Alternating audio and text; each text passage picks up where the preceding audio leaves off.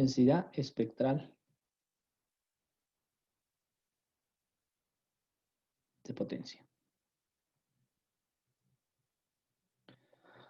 Bueno, como ustedes vienen manejando o trabajamos en la clase anterior, pues toda la forma o la única forma de poder calcular la energía y potencia de una señal tiene una relación directa con su teoría en Fourier y con su transformada en función de la frecuencia. Vamos a observar en la clase de hoy por qué razón tiene esa relación con las señales de potencia, los coeficientes de Fourier y su valor al cuadrado, y cuál sería el fundamento matemático para que esto fuese así. Siempre nos hablan de que las relaciones entre la potencia y la energía, ¿cierto?, de una señal tienen que ir elevado al cuadrado. Por ejemplo, nosotros observamos, evidentemente, cuando queremos calcular la potencia de una señal, por ejemplo, en un circuito eléctrico, tenemos que es V por I, ¿cierto? O básicamente tenemos que es I cuadrado por R automáticamente, y siempre encontramos una relación automáticamente al cuadrado de este valor que está relacionado con la potencia. Sin embargo, la definición de potencia no nos permite a nosotros en algún determinado momento decir, ¿y qué pasa si la señal no es eléctrica, si no es mecánica o es otro tipo de señal? Podríamos nosotros asegurar en el dominio discreto, en el dominio continuo, que esas señales de potencia y señales de energía pueden hacernos calcular directamente cuál es la potencia que van a gastar, cuál sería su densidad, cuál sería su densidad espectral de potencia, es decir, cómo pudiésemos graficar la potencia en función de su frecuencia. Las señales de potencia, y eso es algo importante que vamos a trabajar el día de hoy, es que las señales de potencia están definidas desde dos puntos.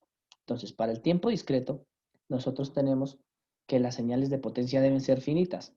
¿Qué es eso que deben ser finitas? Una señal de potencia, por ejemplo, para el tiempo discreto debería ser o está definida de su curso de señales y sistemas, ¿cierto? Con un número n mayúscula que es lo que nosotros llamaríamos el número de muestras por periodo de 1 sobre 2 veces n más 1. Recuerden que el n más 1 o el S1 significa la unidad 0 o la muestra número 0 de la sumatoria de las señales desde n igual a menos n hasta n mayúscula de la señal de x de n al cuadrado de su curso, ¿cierto?, de señales, y que me dicen que si este valor, cuando lo empiece a sumar en una determinada ventana, observen la ventana, yo estoy tomando una ventana que va entre menos n mayúscula y n mayúscula, esa ventana, observen, y si esa ventana la logro acotar, recuerden que esto va en función del tiempo, ¿no? N pertenece al tiempo discreto, y nosotros decimos que esto es finito, pues decimos que es una señal de potencia. Si ese valor me llega a infinito, no es una señal de potencia. ¿Listo? Esa ecuación en el tiempo continuo sería el equivalente a colocar en el tiempo discreto sería el equivalente a colocar en el tiempo continuo, que si nosotros tuviésemos una integral, esto sería el límite cuando t como periodo tiende al infinito de 1 sobre 2 veces el periodo de la integral entre menos el periodo y el periodo de la señal que depende del tiempo continuo elevada al cuadrado en función del tiempo, y que esto es menor a infinito. Entonces observa una característica. La potencia en función del tiempo siempre viene dictada o dicha en función de su valor x de t al cuadrado. Si eso es cierto, eso me llevaría a mí a decir, ¿cierto?, que las señales de energía que van un poco más allá también deberían verificar este tipo de cosas. Es decir, si yo tengo una señal de energía que tengo una energía finita en una determinada ventana, pues yo diría que en el tiempo continuo, las señales de energía me permitirían, vámonos primero en el tiempo discreto para que nos quede igual, que la energía debería ser igual a la sumatoria desde n igual a menos infinito hasta el infinito, ¿cierto? De x de n elevado al cuadrado. Esto debería ser menor a infinito. Observen que la diferencia entre la señal de potencia y la señal de energía, efectivamente con una potencia promedio, es que ya no me aparece una división, ¿cierto?, sobre el valor de n mayúscula o, en el caso de tiempo continuo, sobre el valor de el tiempo continuo t mayúscula cuando su periodo tiende a infinito, ¿cierto? De la integral entre menos el periodo y el periodo de x de t al cuadrado. Si estas señales son finitas, debería existir alguna forma de que si yo les aplico la señal o la transformada de Fourier, tanto a la señal de energía como a la señal de potencia, me permita intuir cuál es el comportamiento de la potencia en función de la frecuencia. Y es eso lo que nosotros llamamos densidad espectral de potencia. Tenemos dos tipos de señales, ¿no? Entonces vamos a tener el primer tipo de señales que van a ser las periódicas y tenemos un segundo tipo de señales que van a ser las aperiódicas.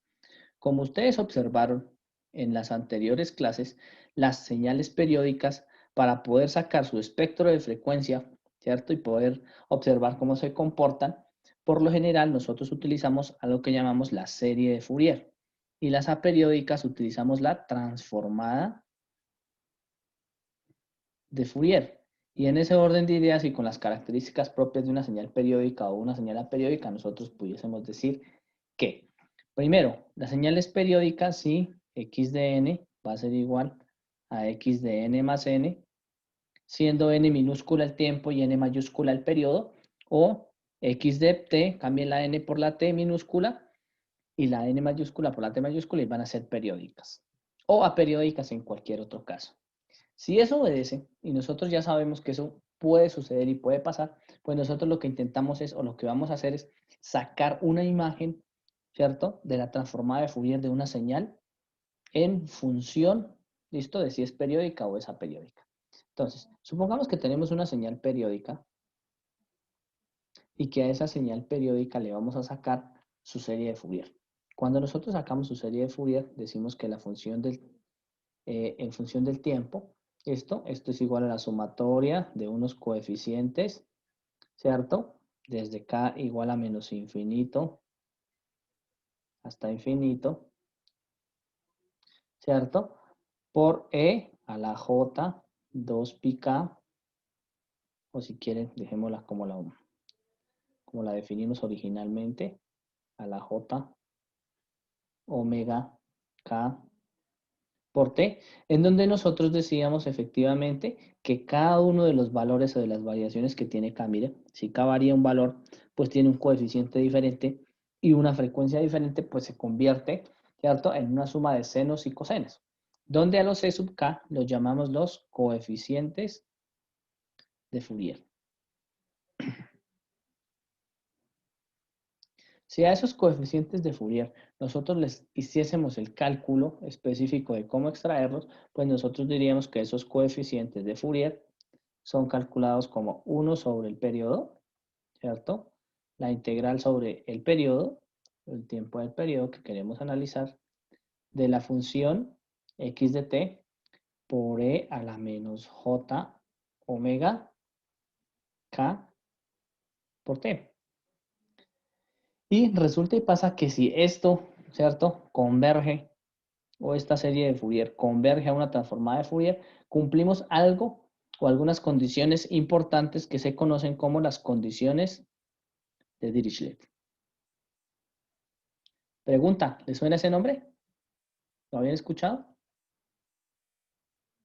No, profe, yo no.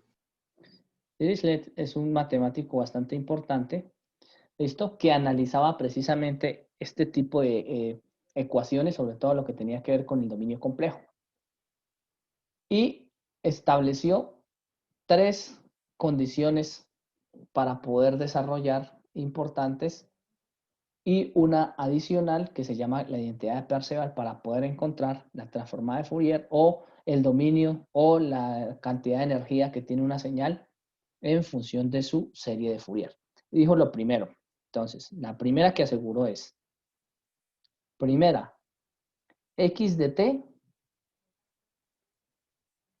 ¿cierto? Si tiene este tipo de cosas, para que sea finita, debe tener unas discontinuidades finitas. Es decir, si yo tengo pulsos que son discontinuos, ¿cierto? Discontinuidades. Evidentemente, tienen que ser finitos. De lo contrario, no voy a tener nunca una señal periódica. Voy a tener una segunda. X de t tiene un número de máximos y mínimos finito. Eso es evidente, ¿no? Si tenemos una señal que es acotada en potencia y en energía, debería tener un número de máximos y números finitos.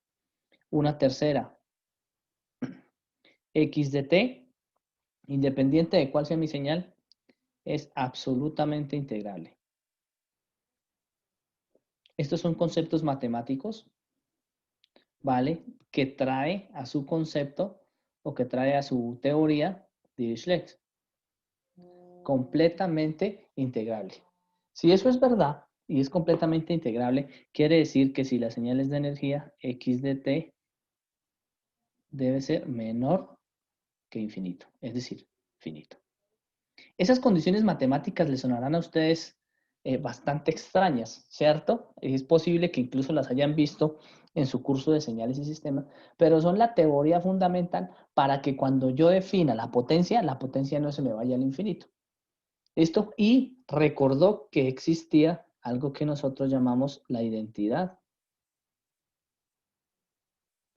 de Parseval. Bien, en ese orden de ideas, hablemos con una de las chicas. A ver, Karen, ¿cuál es la identidad de Parseval?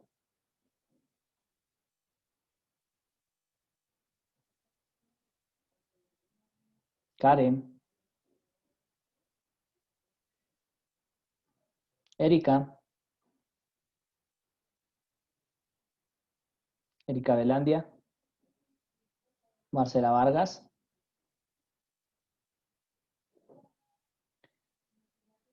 Daniel Quirós o David Valero. ¿Cuál es la identidad de Parseval? Profe, pues ahí estoy viendo, es algo como lo del teorema de Pitágoras. No, señora. ¿Quién más? Cristian García. Julián Gómez. Pues la identidad de Parseval es una ecuación bastante utilizada en la tabla de transformadas de Fourier, recuérdenlo. Es la identidad que me permite a mí calcular, ¿cierto? Cuánto es la transformada de Fourier, de hecho, el dominio de Fourier de los coeficientes de una determinada señal. La identidad de Parseval, ¿cierto? Es una señal o es la transformada de Fourier de una señal al cuadrado. Entonces, ¿qué es lo que nosotros decimos? Que si nosotros tenemos una señal de potencia que es igual a 1 sobre el periodo, ¿cierto? La integral sobre el periodo del valor absoluto, recuerden que el valor absoluto es porque necesitamos sacar la potencia, del valor al cuadrado de dt, esto, cuando ustedes lo están integrando, miren la señal de potencia. Si nosotros comparamos esta señal con los resultados evidentes que teníamos anteriormente, en donde calculamos, miren, los coeficientes, nosotros casi que podríamos decir que esto sería directamente la sumatoria de los coeficientes. Miren que si nosotros colocamos este exponencial y lográsemos hacer una aproximación, nosotros pudiésemos decir que la sumatoria de esos coeficientes nos dan automáticamente el x de t al cuadrado. Entonces, la identidad de Parseval lo que me permite efectivamente es poder asegurar que esto debería darme una sumatoria de la magnitud de los coeficientes E sub k al cuadrado. En términos generales, lo que me dice la identidad de Parseval es que si yo le aplicase la serie de Fourier, perdón, yo tomase la serie de Fourier de las señales y las colocara en función de una señal de potencia, es decir, aplicara la señal de potencia reemplazando x de t por los coeficientes multiplicados por L a menos J omega t y luego metiese dentro de cada uno de ellos pues los resultados de lo que es cada uno de los coeficientes, pues yo pudiese interpretar esta que está acá como una igualdad de la sumatoria que ustedes tienen a la derecha. ¿Eso qué significaría? Que en realidad para calcular la potencia de una señal lo único que necesito conocer son los coeficientes de Fourier. Y ahí que radique la importancia de que en las señales periódicas nosotros podamos utilizar esos coeficientes de Fourier para trabajar con una señal de potencia. Eso, en orden de ideas, lo que me dice es que la densidad espectral de potencia o la imagen que yo tengo en función de la frecuencia, esto solamente la puedo sacar conociendo los valores C sub K. Si yo conozco los C sub K en magnitud y los elevo al cuadrado, voy a poder sacar una densidad de la potencia. ¿Para qué señal? Para la señal X de T. Es importante que tengan eso. Entonces, yo lo que digo es, si tengo una señal C, una señal X de T, con solo calcular sus coeficientes de Fourier, automáticamente conozco la potencia. Pero tengan una particularidad, y por favor no lo olviden. Calcularla significa que voy a hacer siempre los valores positivos. El valor absoluto de los valores positivos al cuadrado. ¿Y por qué al cuadrado? Porque las otras tres identidades que nosotros acabamos de manejar, las otras tres condiciones de Dirichlet, así lo aseguran.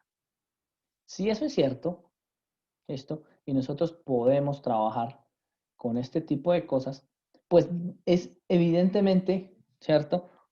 Obvio que nosotros pudiésemos hacer con esos coeficientes de Fourier una imagen de las señales periódicas. Bien, ¿cómo vamos a hacer esa imagen de las señales periódicas? Pues evidentemente lo que vamos a hacer es tomar el pulso rectangular que teníamos en la última clase. Entonces, nosotros teníamos un pulso rectangular y decíamos, este pulso rectangular, ¿cierto? Pudiese ser repetitivo, periódico, con un periodo específico, ¿cierto? Tiene una respectiva o unos coeficientes de Fourier, vamos a colocarlo acá para que los podamos graficar solamente los positivos, que me indica cuál es su serie de Fourier porque es periódica. Entonces nosotros decíamos, ah, perfecto, si esto tiene un periodo, quiere decir que también tiene una frecuencia. Y si yo calculo el periodo como la distancia repetitiva, pues entonces yo podría decir que 1 sobre el periodo es la frecuencia. Y esa frecuencia es la que nos debe aparecer por aquí, que es la frecuencia central de los armónicos. Entonces, si ustedes la tomaban por aquí, les da un valor. Y esta es la señal de frecuencia.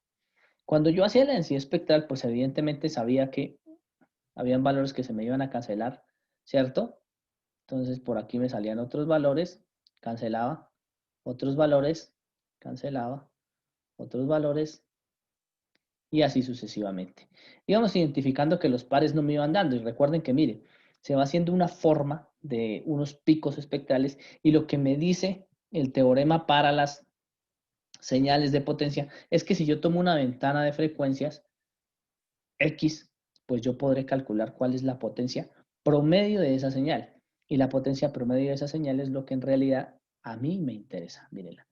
La cantidad de los picos, si yo sumo este pico, más este pico, más este pico, más este pico, más este pico, que ustedes saben que esto va a 2 veces la frecuencia, perdón, 2, 3, 4, 5, listo, y lo mismo hacia la parte izquierda, ustedes automáticamente podrían calcular cuál es la potencia de esa señal. Si ya calculamos la densidad espectral de potencia, pues lo único que tendríamos que hacer es ahora llevarle el tiempo y mirar hasta dónde pudiésemos realizarlo.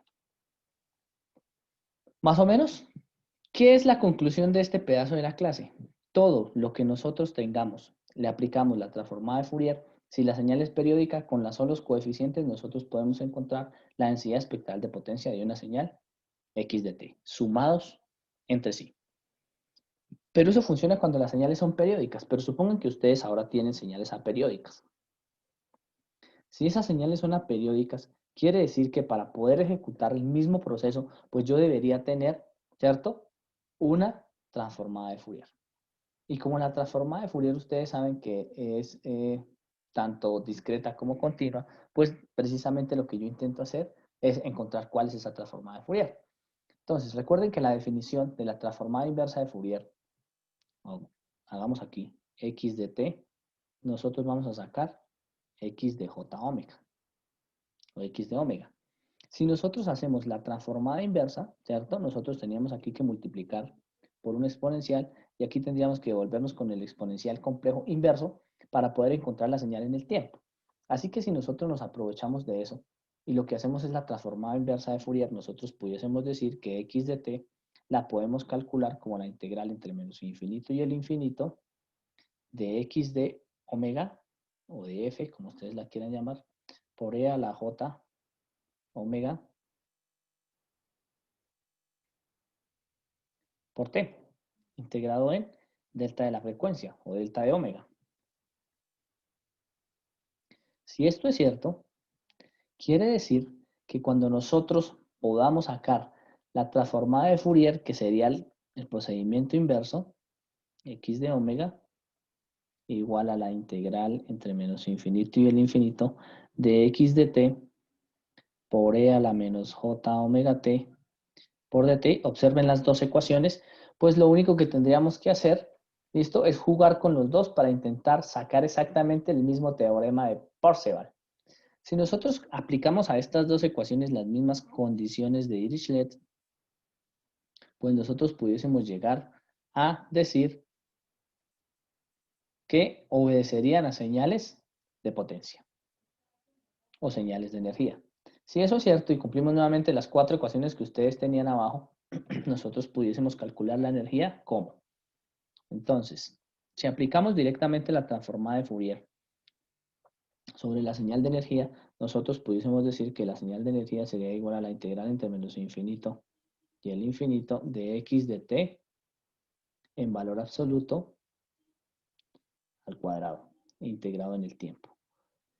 ¿Eso qué quiere decir? Que para poder integrar una señal o para poder colocar una señal al cuadrado, recuerden que una señal al cuadrado cuando es compleja, como es este caso, que puede ser efectivamente compleja, nosotros la podemos sacar fácilmente cuando la multiplicamos por una señal por su hermítica. ¿Me recuerdan cuál es el resultado de una señal hermítica?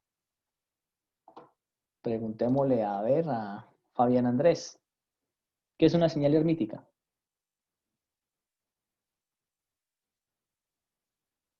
Achuri.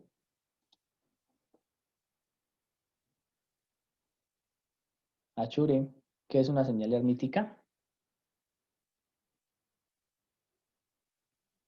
¿El conjugado, profe? El conjugado, ¿listo? Y además del conjugado, ¿cierto? El traspuesto cuando se tiene una matriz. ¿Listo? Para que le pueda dar el valor al cuadrado. Entonces recordemos un poquito eso. Recuerden que si nosotros tenemos un valor, supongamos una matriz de valores complejos. En este caso, 1 más 2j, 1 menos 3j, ¿cierto? Y nosotros quisiésemos hacerle la hermítica, pues la hermítica sería el complejo conjugado, que sería 1 menos 2j, 1 menos 3j, traspuesto. Bien. En este caso, yo lo que tendría que decir entonces es que para poder multiplicarlos, ¿cierto? Debería colocar, bueno, ahí me quedó al revés, efectivamente. Voy a colocarlos al derecho. Para poderlos multiplicar debería hacerlo así. 1 menos 3j. Y decir que la matriz hermítica del que está en verde es el color morado.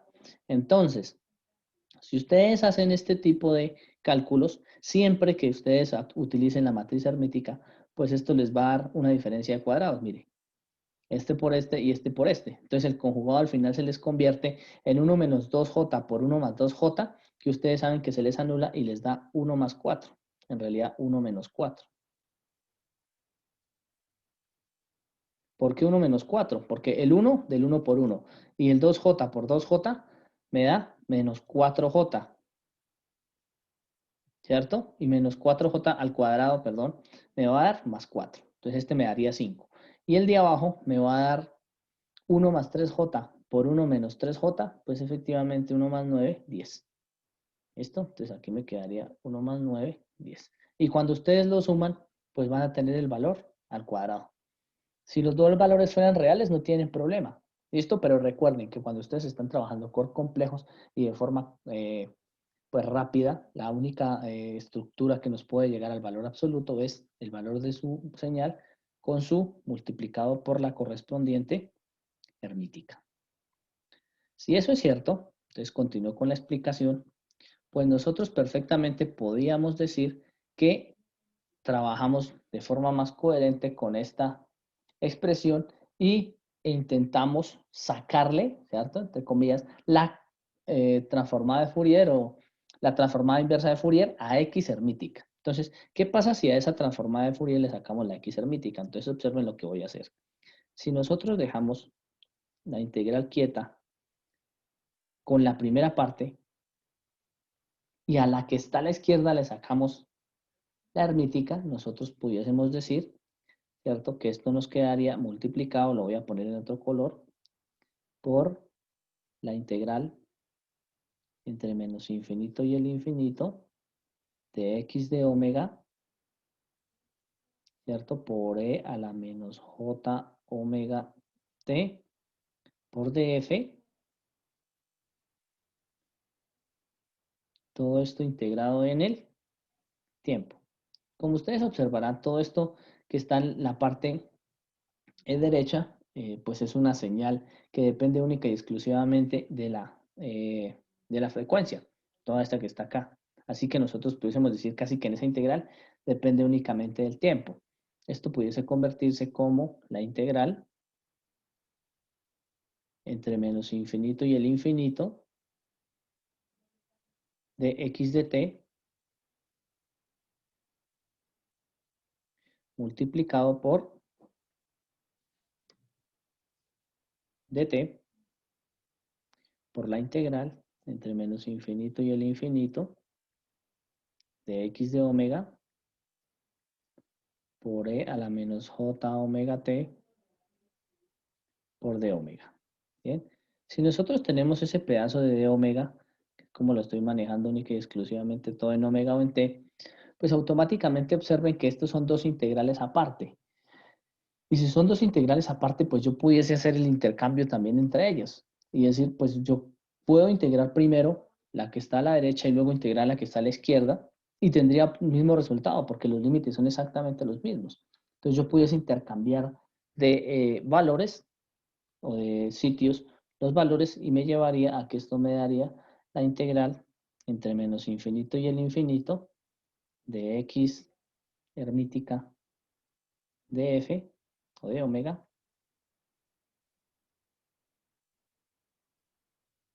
¿cierto? No olvidar que esta es hermítica de omega multiplicado por delta de omega, todo por la integral entre menos infinito y el infinito de x de t por e a la menos j omega t por el tiempo. Entonces, ¿qué fue lo que hice? Si yo puedo hacer ese intercambio porque satisfacen las cuatro condiciones de Dirichlet, pues yo automáticamente puedo decir que eso me va a dar exactamente igual a la integral entre menos infinito e infinito de x de omega elevado al cuadrado por delta de omega. Miren lo que dicen, a ustedes les sonará absurdo, pero observen la parte de abajo y compárenlo con la parte de arriba.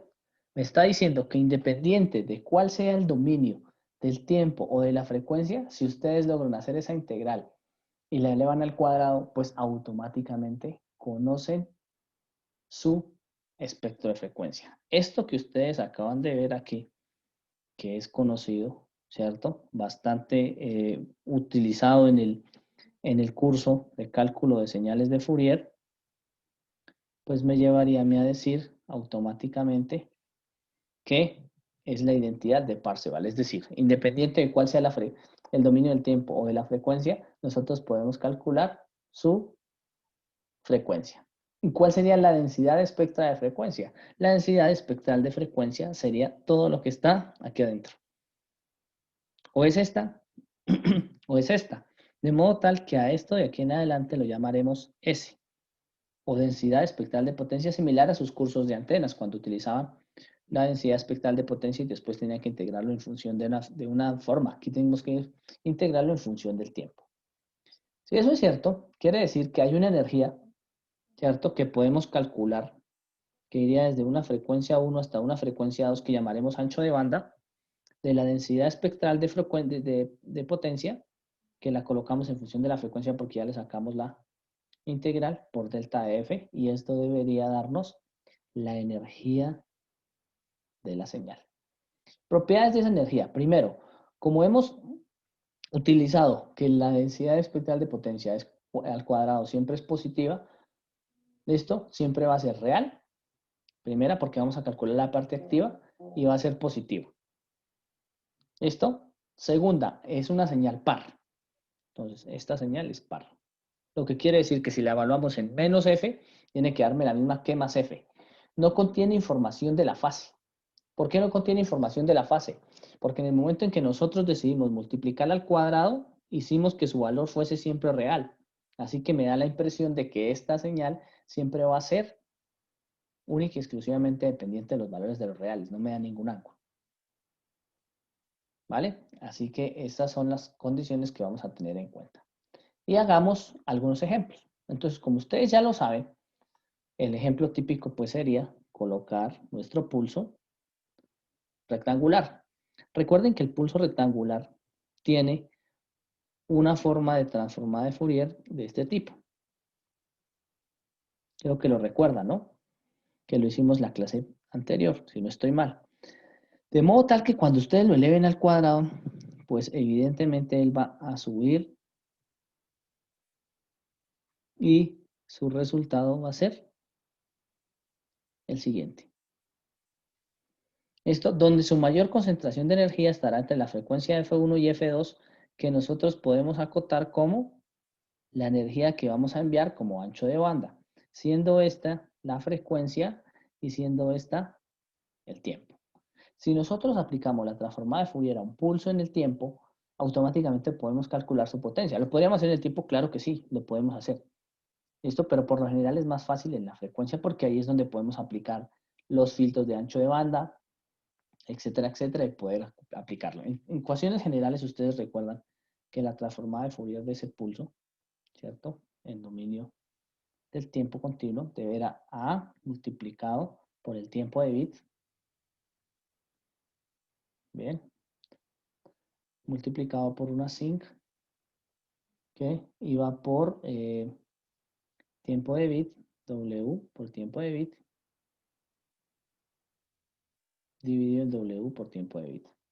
Si ustedes elevan todo esto al cuadrado, ¿cierto? Pues evidentemente van a poder detectar que lo que eran aquí los valores negativos se van a poder volver positivos y que cambian en altura, ¿no? Su altura elevada al cuadrado va a ser un poco más elevada. Y con eso, automáticamente yo sé que toda la potencia será la señal bajo la curva, el área bajo la curva de esta gráfica. Esto es decir, integro la frecuencia de 0 a la f, en este caso sería integrar la frecuencia entre f1 y f2 y encontraría automáticamente cuál es la señal de frecuencia o cuál es la señal de potencia que yo enviaría en ese tipo de archivos. ¿Hasta ahí tenemos alguna duda?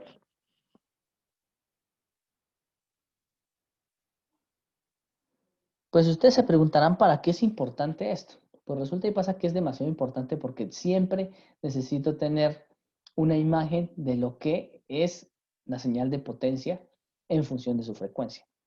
¿Por qué razón? Porque tenemos limitantes en ancho de banda, tenemos limitantes en otro tipo de variables, pero siempre aplicándole transformada de Fourier. Así que eso me va a llevar a que yo siempre tenga que elevar la señal al cuadrado. Toda la explicación es única y exclusivamente para que ustedes sepan que independiente de que, de que tengan los valores en el tiempo o independiente de que tengan los valores en la frecuencia, con solo elevar esos cuadrados, elevar el valor absoluto al cuadrado de esos resultados, esto van a obtener la densidad espectral de potencia.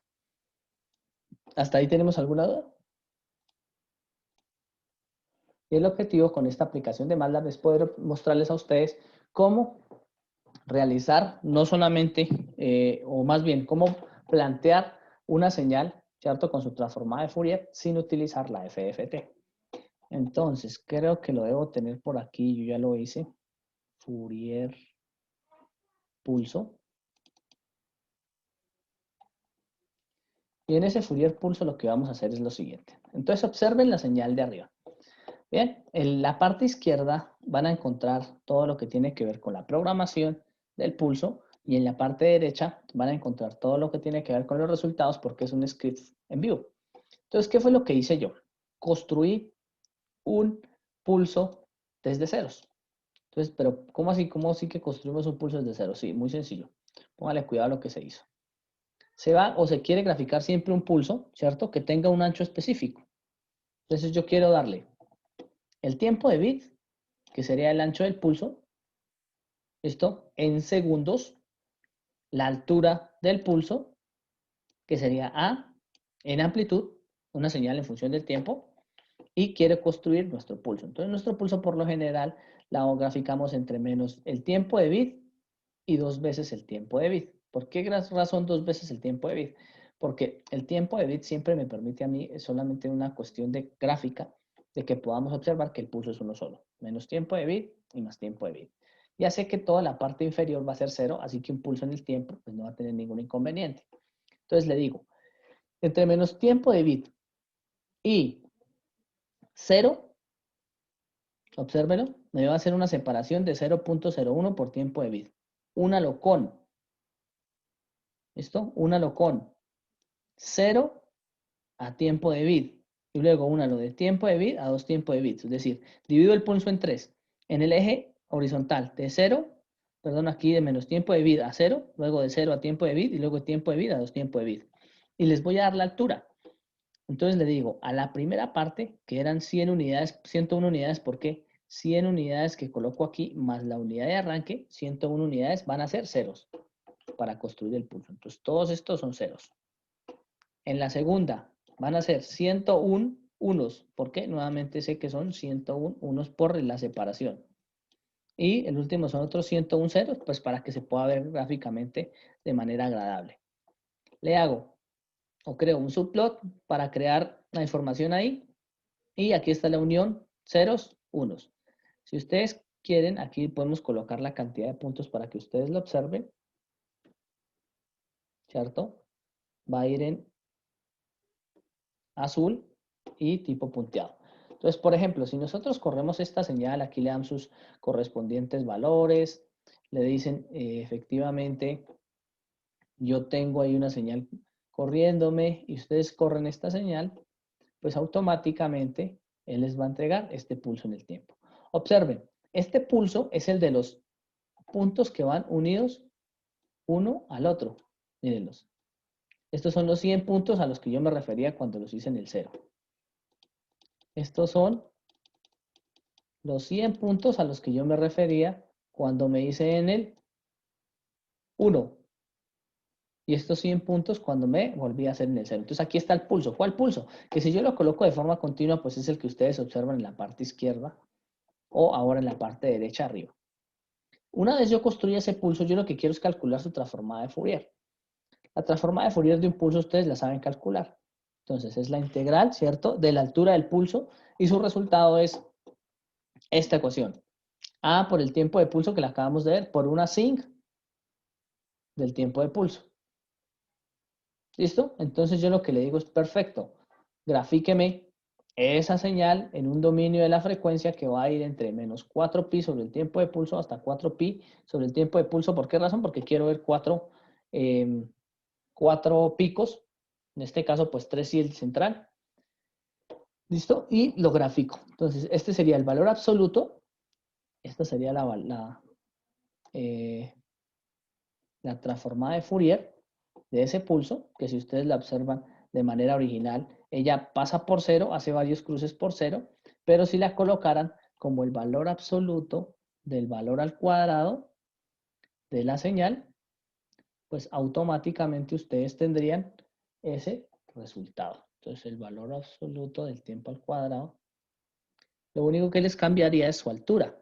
Y el área bajo la curva de esta señal, me les coloco el punto elevado para que me funcione, y el área bajo la curva de ese pulso es donde está concentrada la altura.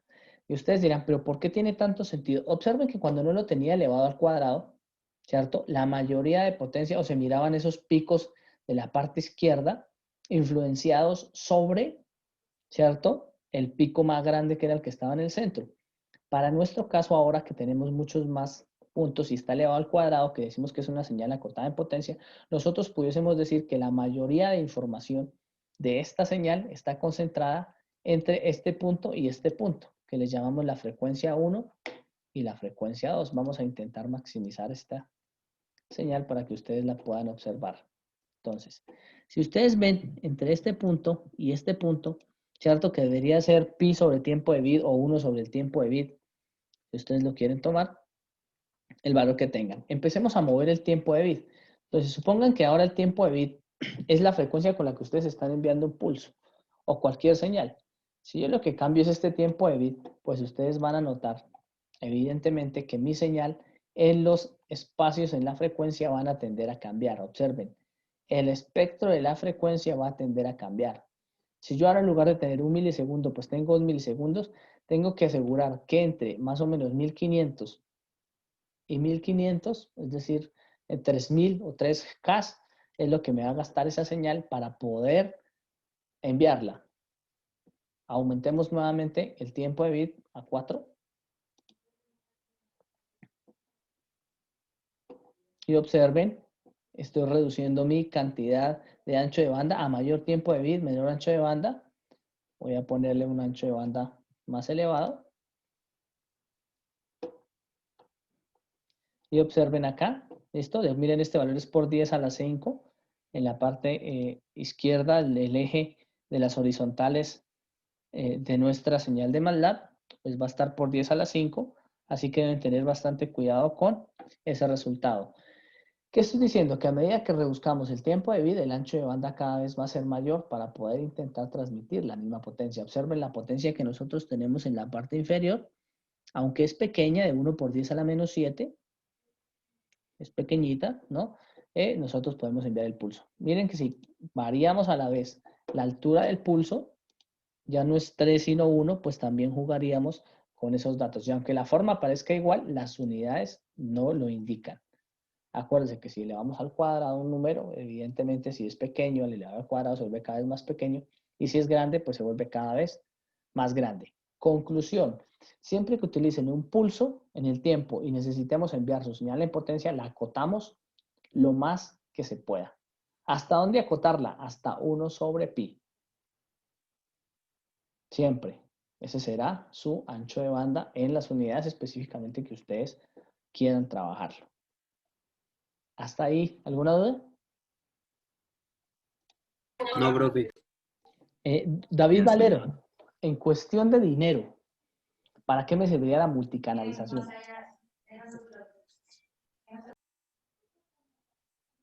David Valero, en cuestión de dinero, ¿para qué me serviría la multicanalización? Daniel Quiroz, No sé, profe, no sé. Para ahorrar dinero, profe, ¿no? ¿para ahorrar o para ganar? Pues si yo ahorro, yo gano. No siempre.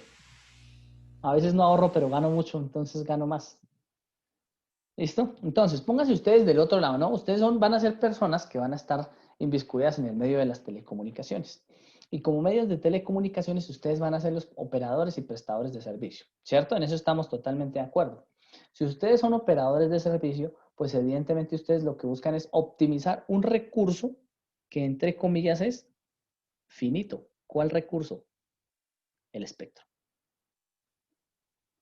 ¿Listo? El espectro es finito. Así que, ¿de qué forma pudiese yo hacer para que ese espectro finito lo pudiese aprovechar? Supongan que en este caso usted quiere enviar una sucesión de pulsos, ¿cierto? Ustedes ya se dieron cuenta que en función, mírenlo, de su tiempo de bit, tanto arriba como abajo, el tiempo de bit va a afectar directamente el ancho de banda de la señal. ¿Y cómo lo va a afectar? En función de 1 sobre el tiempo de bit. ¿Por qué razón? Miren la frecuencia número 1 en donde está. Miren la frecuencia número 2, que sería exactamente igual donde esta señal se haga 0. Entonces esta señal se hace 0 donde omega por el tiempo de bit es múltiplo de pi. De modo tal que omega, que es 2pi por f, debería ser igual a pi sobre el tiempo de bit. Eso quiere decir que f debería ser igual, ¿cierto?, a 1 sobre 2 veces el tiempo de bit cuando yo despejo. Es decir, que f1 vale menos 1 sobre 2 veces el tiempo de bit y este vale 1 sobre 2 veces el tiempo de vid. ¿Eso a qué me lleva a pensar? Entonces, que si ustedes analizan este tipo de cosas, la distancia entre F2 y F1 se conoce como el ancho de banda, que sería 1 sobre 2 tiempo de vid, menos 1 sobre 2, menos 1 sobre 2 tiempo de vid, que es 1 sobre el tiempo de vid. Es decir, que aunque ustedes no lo crean, la función o el valor del tiempo de vid incide directamente, ¿cierto?, sobre la frecuencia o el ancho de banda que van a utilizar en el canal de transmisión. Pero resulta y pasa que esta frecuencia no es cero. Esta frecuencia por lo general la conocemos como frecuencia central. Y a medida que ustedes van avanzando y vamos subiendo en el tema, pues esa frecuencia no es central, sino frecuencia de carrier, ¿no? Que era la que hablábamos en nuestro anterior grupo o en nuestra anterior clase. Y llamamos a esa frecuencia de carrier como la frecuencia sobre la que montamos el mensaje, ¿cierto? Si nosotros decimos que la frecuencia de carrier menos 1 sobre 2 veces el tiempo de vid, esto va hasta la frecuencia de carrier más 1 sobre 2 veces tiempo de vid, pues evidentemente descubrimos que el ancho de banda de una señal será 1 sobre tiempo de vid. Importantísimo, no lo olviden, que la frecuencia con la que muestreamos es la que inmediatamente nos va a salir al otro lado como la frecuencia de banda base. Si esta señal o si esta es la frecuencia con la que nosotros trabajamos o el ancho de banda con el que nosotros trabajamos, pues inmediatamente va a estar ligado a una serie de figuras. Por ejemplo, supongan que nosotros nos inventamos un proceso matemático que haga lo siguiente. Si yo tengo 50 usuarios y este es mi espectro de frecuencia, voy a borrarle el centro para que no crean que este es el 0, sino es un número cualquiera. Supongan que nosotros disparamos la frecuencia de portadora número 1, luego la frecuencia de portadora número 2, luego la frecuencia de portadora número 3, luego la frecuencia de portadora número 4 y así sucesivamente hasta que lleguemos a la frecuencia de portadora i, ésima o enésima. Supongan que ustedes disparan todas esas frecuencias de portadora. ¿Cómo lo pueden suponer? Supongan que cada una de esas es una emisora, ¿cierto? Esa es la frecuencia de portadora. Y yo voy a digitalizar de algún modo, voy a enviar pulsos. Ni siquiera digitalizar, voy a enviar pulsos inicialmente porque quiero. ¿Pudiese enviar sinusoidales? Claro que sí. Yo puedo enviar sinusoidales, pero por lo general envío pulsos. Si yo enviase sinusoidales, pues la frecuencia de portadora sería solamente esa. Pero en realidad en una señal sinusoidal no se contiene un sonido, por ejemplo, en función de lo que estamos hablando de banda base. Pero sí lo podríamos aproximar como un enventanado. Entonces, si yo lo que envío es pulsos, pues miren que esto haría lo siguiente. Frecuencia de portadora número 1. Supongan que nos hicimos una señal nos hicimos una imagen, ¿cierto? De cómo era su espectro de potencia. Frecuencia de portadora número 2.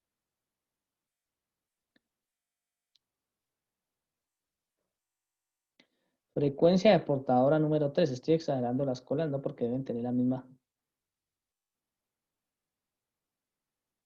Frecuencia de portadora número 4. Frecuencia de portadora número 5.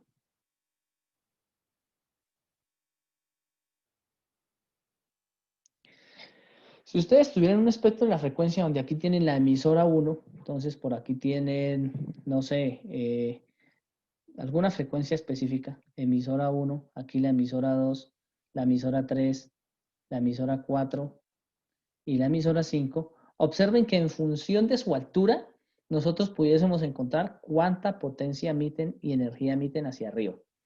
En función de la frecuencia con la que nosotros, o el tiempo de vid con el que nosotros muestreamos la señal o estamos haciendo el enventanado, inmediatamente pudiésemos decir cuál es su ancho de banda. Además, identificar si hay interferencias, mírenlas acá. Identificar si necesitamos banda de guarda. Así que para poder ponernos de acuerdo, ¿cierto? Y poner una señal y colocarla en la frecuencia de portadora 1, 2, 3, 4 y 5, pues el estado o cada uno de los estados adopta una reglamentación. Esa reglamentación es lo que me obliga a mí a hacer un mapa del espectro electromagnético. Y ustedes dirán, pero otra vez el espectro electromagnético, sí, es la densidad espectral la que me dice qué es lo que trabajo y entonces miremos cuál será el espectro electromagnético. Y como ustedes lo saben, el espectro electromagnético en Colombia está totalmente regulado. ¿Listo? Y vamos a observar a continuación cuál es el espectro electromagnético para que ustedes recuerden efectivamente a qué era a lo que nos hacíamos o a lo que se hace referencia cuando estamos hablando de ese espectro. A ver si encuentro, voy a buscar uno aquí en internet. Espectro en Colombia. ¿Y cuáles son sus? Ah, aquí está. Entonces, vamos a ir a una página de radioaficionados. Ya les comparto la pantalla.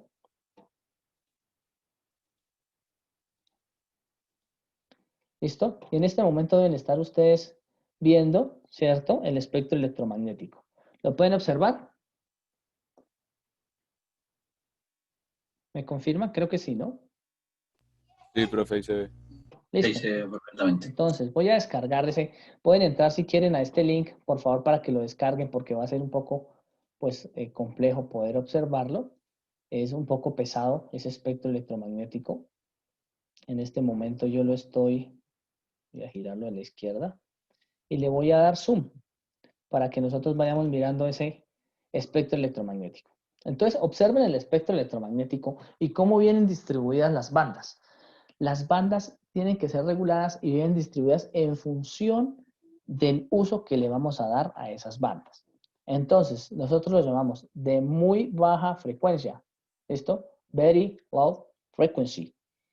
Entre 3 kHz y 9 kHz. Luego aparecen unas señales, ¿cierto? Aquí lógicamente es donde están las señales de voz. Esto, entonces imagínense ustedes en el aire que estuviese sonando el ruido, sería imposible poder vivir tranquilo. Entonces lo que se hace es precisamente no asignar esa banda. Y asignamos radionavegación a señales entre 9 y 14 kHz, que aún así nosotros podemos escuchar, bueno, algunos tendrán unos oídos bastante buenos y provocan una molestia en el oído bastante alta. Bien, señales de entre 14 y 20 kHz, bueno, entre 14 y 19.95 kHz que tienen para la parte fija, ¿cierto? Comunicación por telefonía fija, muestreo por telefonía fija y para la comunicación de los móviles marítimos.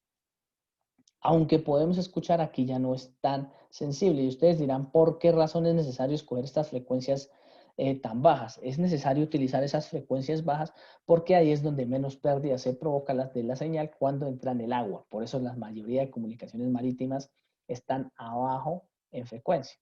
Esto, observen que prácticamente toda esta banda o todas estas bandas están ocupadas.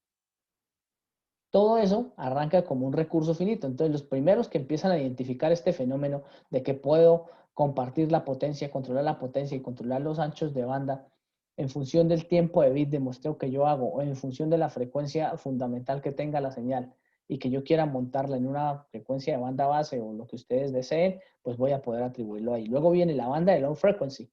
Entonces, la banda de baja frecuencia, que pues si ustedes le preguntaran baja frecuencia a un ingeniero electricista, les diría que eso es súper alto. Nosotros lo llamamos que es una frecuencia baja, ¿cierto? Por nuestras características de comunicaciones, nosotros pudiésemos decir que entre 30 kHz, ¿cierto? Y la banda de 300 kHz tenemos low frequency. Utilizada en su mayoría nuevamente para la comunicación o para la radionavegación, para la telefonía fija o radiolocalización y móvil marítimo. Todo en móvil marítimo. Recuerden que para estas bajas frecuencias es importante tener en cuenta la cantidad de pérdidas y por eso se colocan esos valores. Después de los 190 kHz, pues ya aparece la radionavegación aeronáutica. Miren que esto es solamente comunicación terrestre. Este tipo de señales son de muy baja frecuencia, lo que quiere decir que en función de atravesar muchos obstáculos y de tener poca pérdida al interactuar con los materiales que le rodean, pues va a ser bastante importante. Luego empiezan a aparecer otro tipo de cosas. Por ejemplo, después de que pasamos esta radionavegación, aparece la radiodifusión sonora. Entonces, la radiodifusión sonora que nosotros conocemos, ¿cierto? Miren, lo arranca en 535 kilohertz para frecuencia media. ¿Recuerdan entre cuánto y cuánto AM?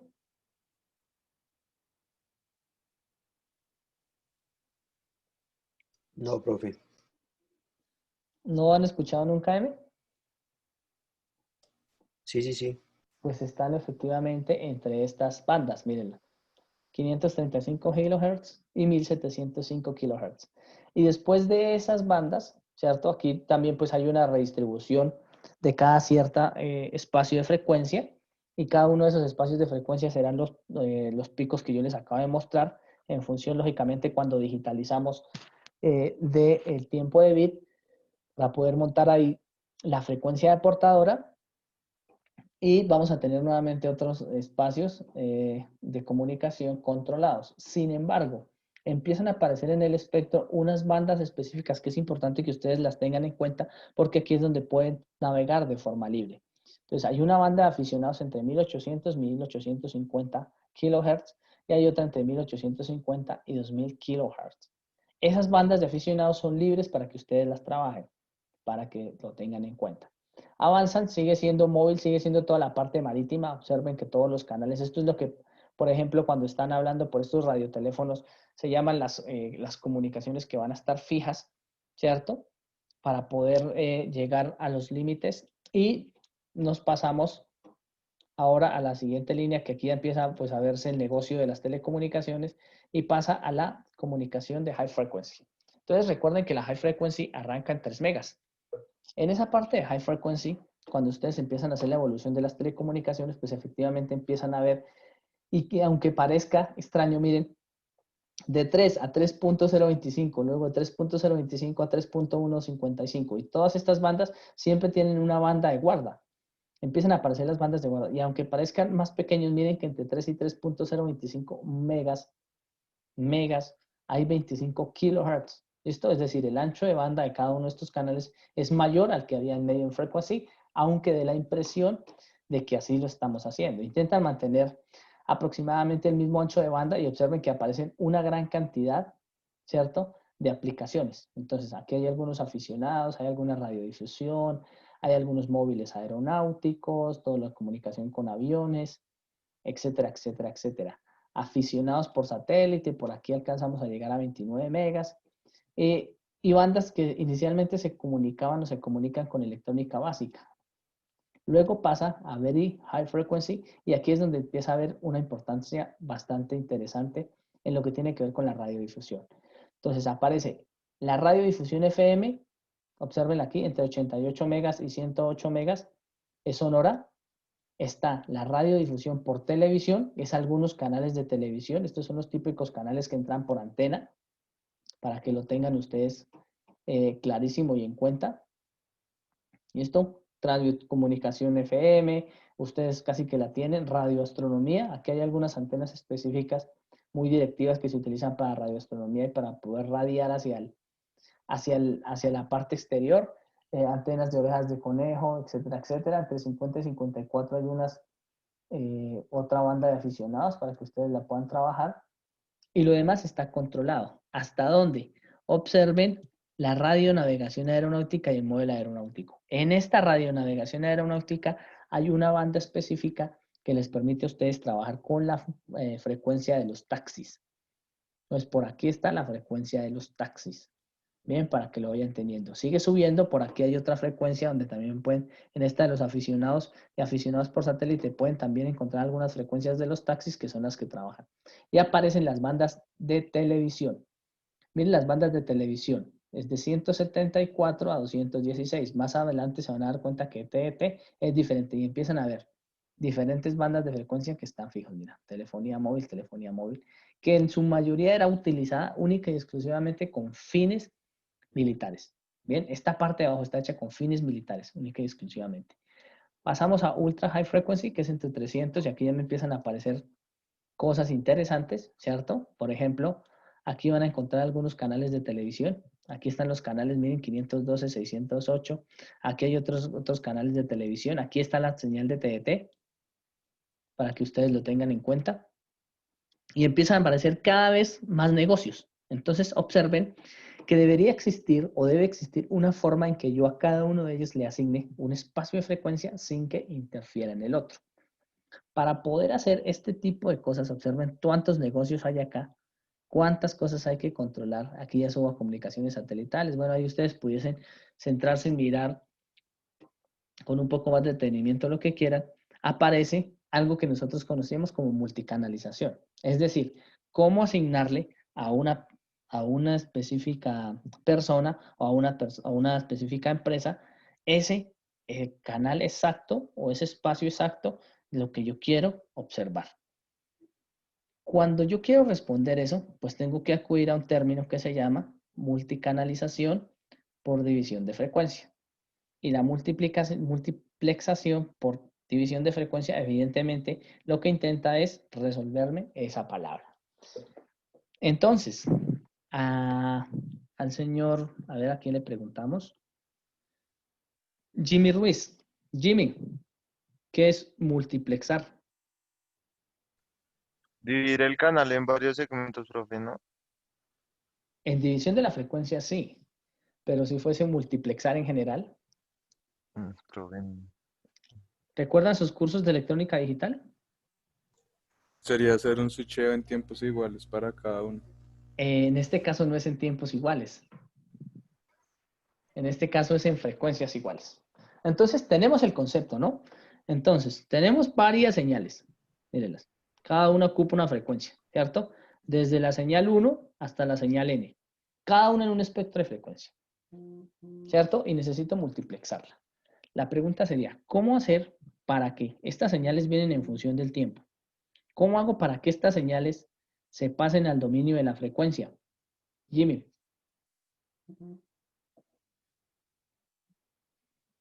Jimmy Ruiz. transformada de Fourier, señor. No hay de otra, ¿no? Entonces, como no hay de otra y tengo que hacer transformada de Fourier, existe un algoritmo de fácil cálculo que se llama el Fast Fourier Transform o la transformada de Fourier, ¿cierto? Para cualquier tipo de fenómeno. En la rápida, ¿no? Luego existiría, después de que hacemos la transformada de Fourier, un multiplexor. Y ese multiplexor lo que hace es convertirme todas estas señales que venían en paralelo a serie. ¿Pero en qué momento les cambié la frecuencia? Pues tienen que las señales necesariamente venir aquí ya con una frecuencia específica. Así que aquí debe haber una frecuencia de carrier 2. Aquí debe haber, a poner el color diferente, una frecuencia de carrier 1, 2, frecuencia de carrier 3, y cada una su frecuencia de carrier n. De modo tal que aquí voy a tener mis frecuencias de carrier en el dominio de la frecuencia, cada uno por un pico, porque la en ventano, mírenla, y lograría optimizar mi canal. Porque antes, ¿qué hacía? Pues cogí una señal y donde cayera. Pero yo no estoy trabajando de manera óptima mi multiplexación. ¿Listo? Esto se llama, en concepto básico, multiplexación por división de frecuencia. Y la multicanalización tiene como objetivo aumentar el número de usuarios. Si yo aumento el número de usuarios, supongan hablando de telefonía móvil o de telefonía fija, incluso o de datos, en este determinado momento para mí es ventajosísimo. Porque si yo puedo controlar el tiempo de bit, miren cómo lo hago. Yo controlo el tiempo de bit, que es el tiempo con el que yo muestreo, pues automáticamente estoy controlando, ¿cierto? El ancho de banda de la señal. Así que si yo controlo el tiempo de bit, pues automáticamente le estoy diciendo como un acordeón a esta señal. Más larga, más ancha, ¿cierto? Más delgada. Y eso en función de la capacidad de canal es maravilloso. ¿Lo entienden? Ojo que es muy importante el tiempo de bit. y el tiempo de bit será con el que nos iremos manejando. Más adelante entenderán, por ejemplo, que el cambiar la forma del bit y la forma de la señal, pues influye un montón, ¿no? Pero siempre voy a tener en un ancho de banda un F2 menos un F1 y eso me permitirá, pues básicamente poder controlarlo. Esto es lo que hoy en día nos permite a nosotros asignar anchos de banda variables en función, lógicamente, de lo que necesita el cliente. Si eso se aplicara a telefonía móvil, evidentemente nosotros hablamos de canales de 64 personas, de 128 personas, etcétera, etcétera, donde podamos tener una gran cantidad de usuarios, por ejemplo, compartidos por una estación base, y que una estación base más adelante lo vamos a ver, se encargue de poder distribuir todas estas señales hacia la red pública. Y la red pública, que siempre la red de telecomunicaciones debe ser de un estado, en la que se encargue de poder transferir toda la información desde el emisor hasta el receptor. ¿Cuál será nuestro siguiente objetivo? Poder multiplexar una señal en función de su frecuencia, es decir, multiplexación por división de la frecuencia.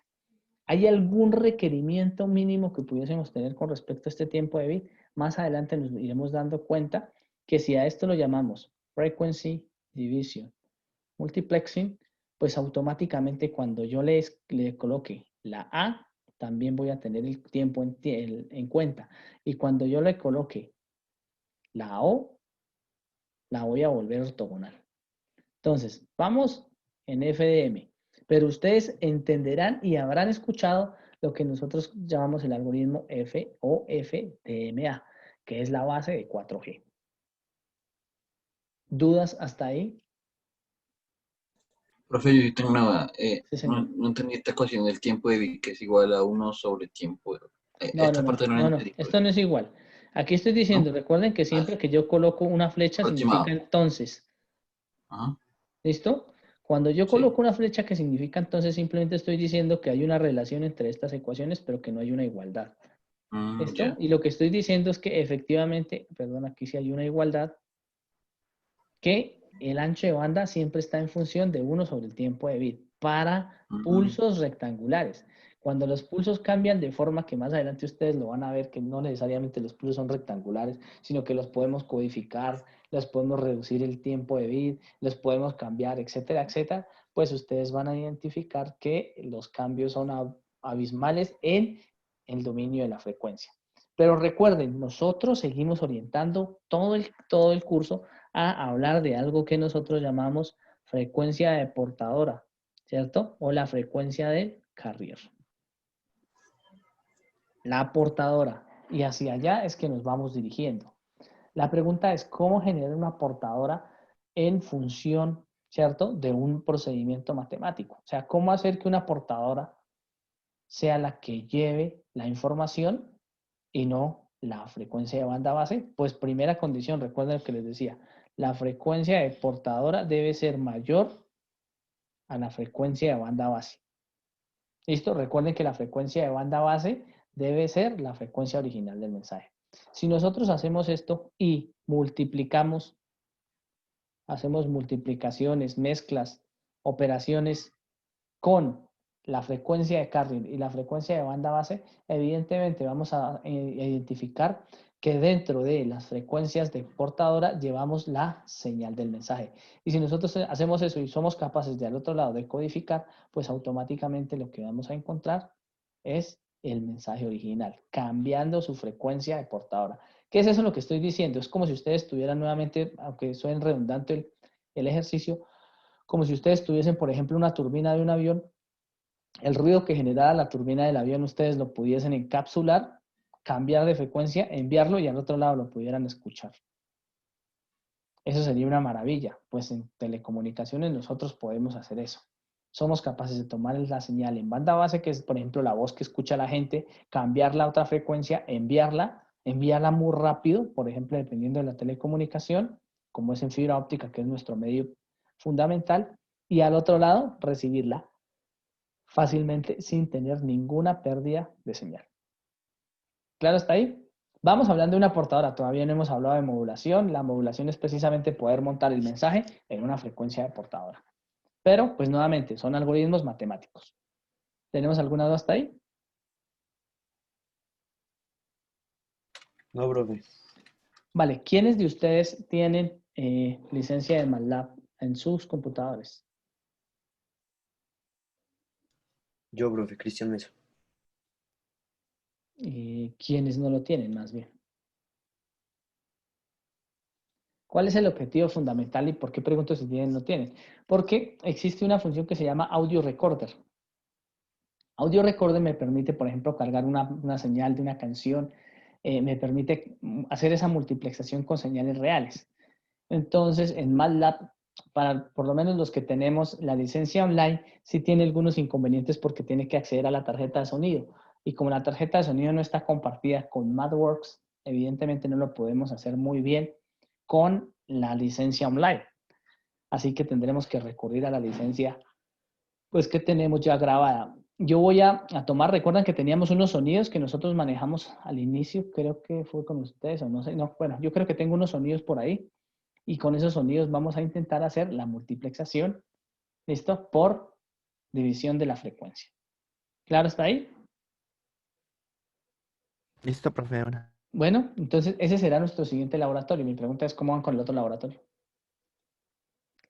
Bien, si nosotros necesitamos hacer una transmisión, ¿cierto? Entre un emisor y un receptor, independiente de que haga FDM o TDM o lo que ustedes quieran, multiplexar siempre va a existir algo indeseado, ¿cierto? ¿Y por qué va a existir ese algo indeseado?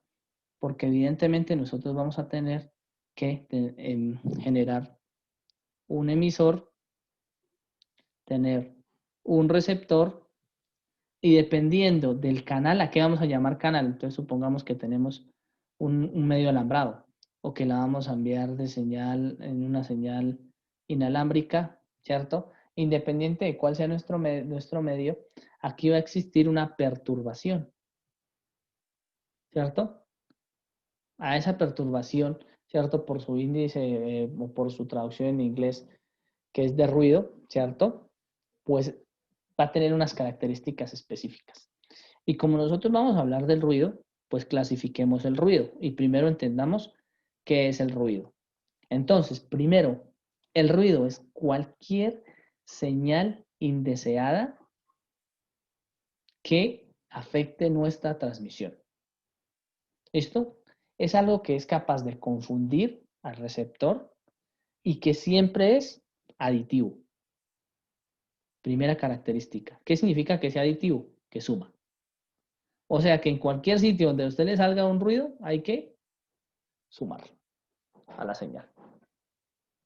¿Cómo pudiésemos hacer para poder detectar ese ruido? Pues ese ruido lo detectamos si somos capaces de extraer sus componentes espectrales de frecuencia. Es decir, si nosotros le sacamos al ruido su transformada de Fourier, él va a tener una media y una varianza. Y esa media y esa varianza son por lo general, ¿listo? Procesos estocásticos. Entonces, para esa mayoría de ruido que lo llamamos aditivo, en general también lo podríamos llamar blanco en función de su frecuencia. ¿Por qué blanco? Blanco es el único color que está presente en todas las frecuencias. Esto por eso el ruido, si está presente en todas las frecuencias, pues va a ser blanco. Es aditivo. Aditivo quiere decir que suma y resta, ¿no? Esto, y que por lo general, esto pudiese ser gaussiano.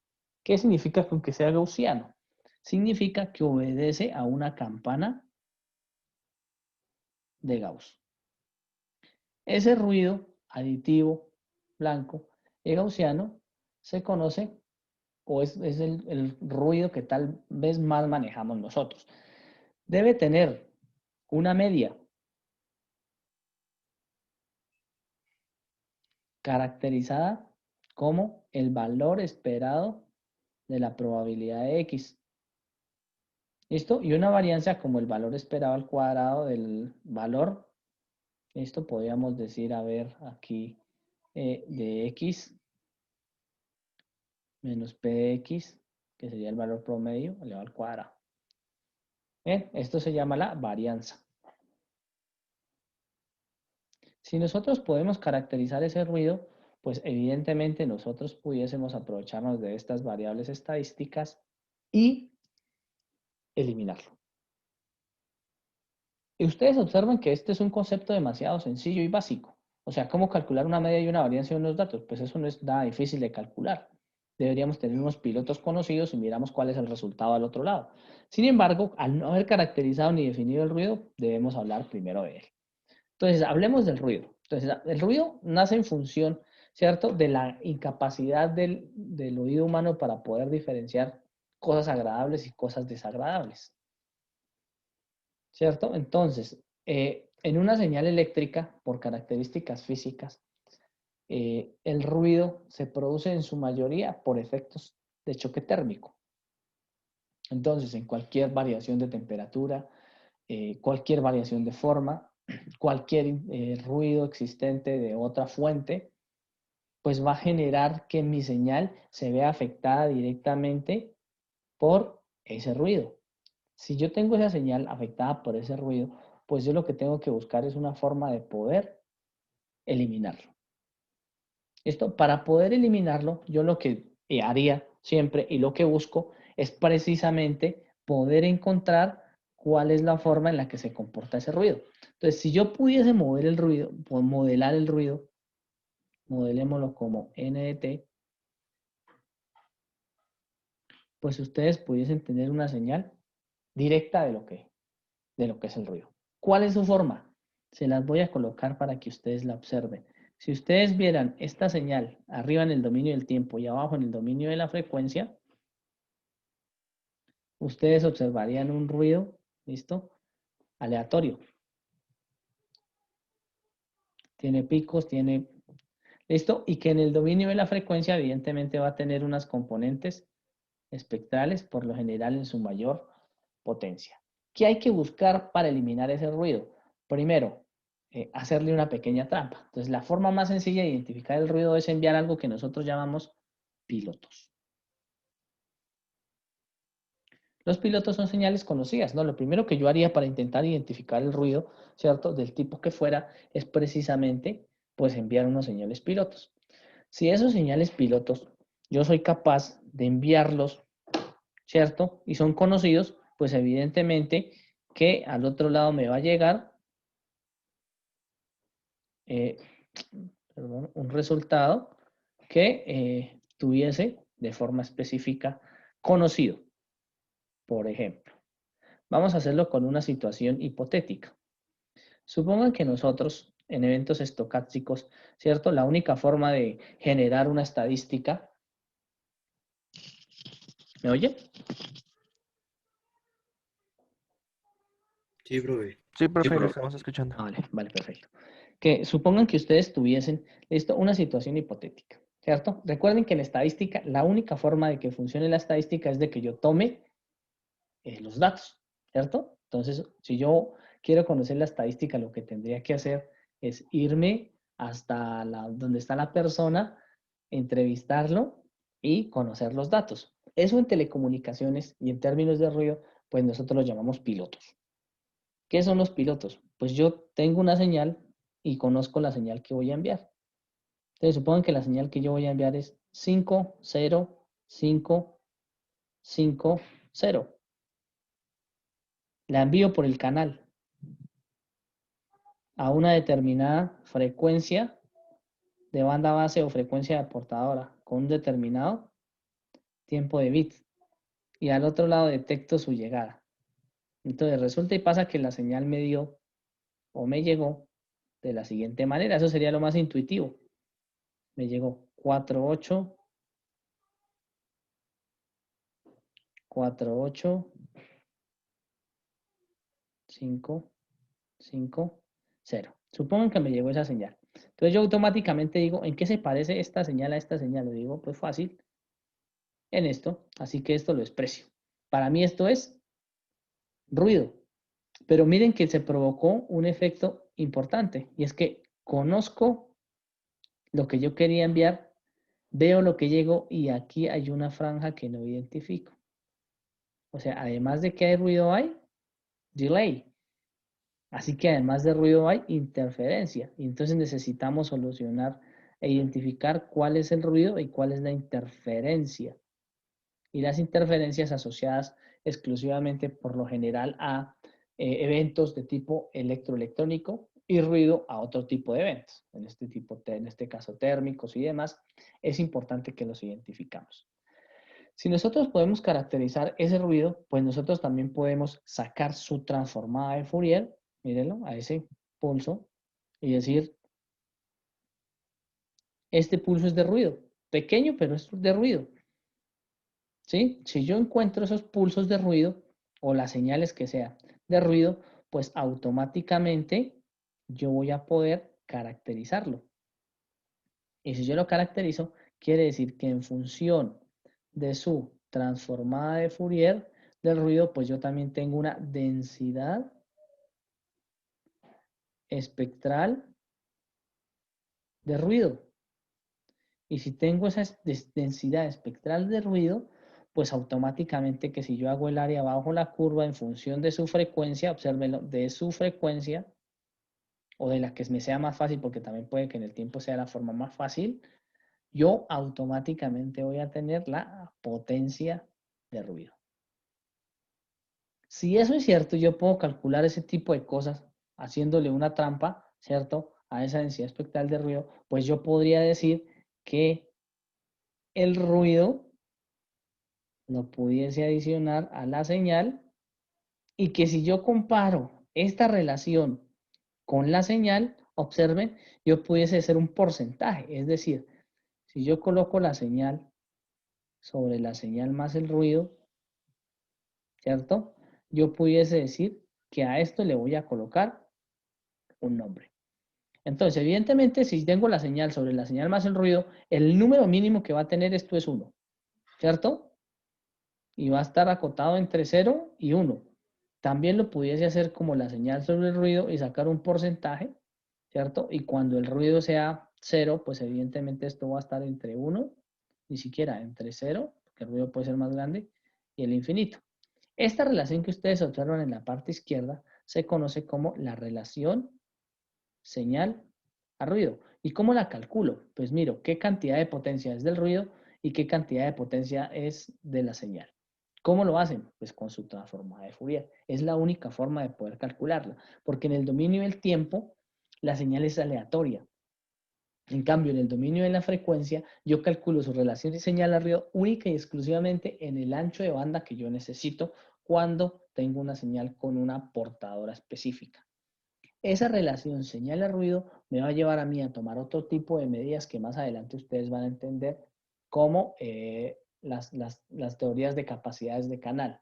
Esto, y creo que aquí se les va a hacer muy famoso una persona que trabajó con esto un montón de tiempo y se llama, o era de apellido, Shannon. ¿Les suena Shannon? No es evidentemente la actriz, ¿no? No, profe, ni idea. Shannon nunca he escuchado. Shannon. Entonces, el señor Shannon resulta y pasa que se pone a estudiar algo que se llama la capacidad de transmitir un dato en función de su frecuencia. ¿Listo? En 1948 publica un artículo llamado A Mathematical Theory of Communication. ¿Listo? Artículo que me van a leer ustedes para el final de curso.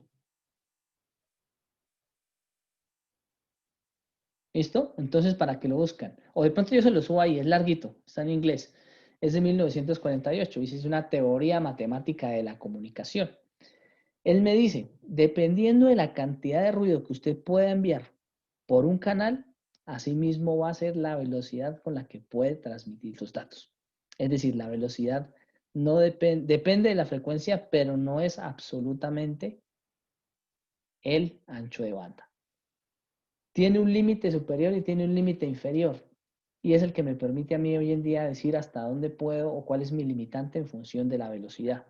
El que me limita el ancho de banda en un canal de fibra óptica, el que me limita el ancho de banda de un canal en un programa, en un envío microondas, etcétera, etcétera. Así que es importante que ustedes lo tengan claro.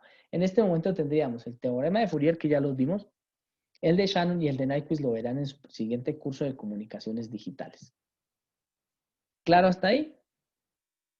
Desde ya les voy diciendo que vayan mirando ese artículo. A Mathematical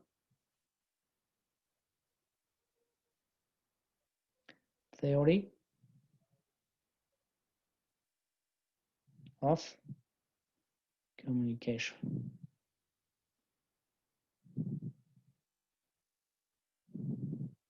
¿Listo? Autor, Shannon. Bien, para que lo tengan en cuenta que lo escribí mal.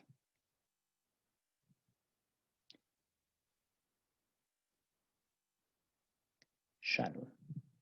Bien, recibe el premio Nobel por ese artículo. ¿Listo? Así que calculen qué tan importante es este descubrimiento en función de las telecomunicaciones. ¿Claro hasta ahí? ¿Alguna duda?